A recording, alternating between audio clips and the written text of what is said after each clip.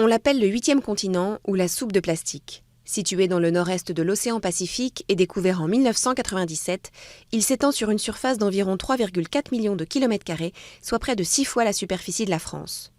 Il est peuplé de déchets en tout genre produits par l'activité humaine et de microparticules de plastique. Au cours des 40 dernières années, leur concentration a été multipliée par 100. S'il est dérivant, ce continent est emprisonné par les courants. En effet, ces résidus flottants à la surface s'agglutinent dans le gir subtropical du Pacifique Nord, un immense vortex.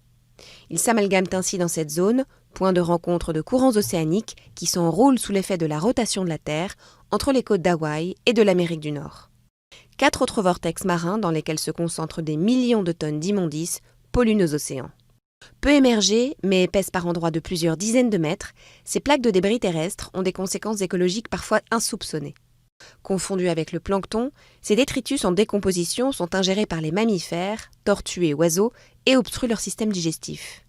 Mais dans le Pacifique Nord, cette masse d'ordures constitue un milieu propice à la reproduction d'une espèce d'araignée d'eau, l'Alobat sericeus.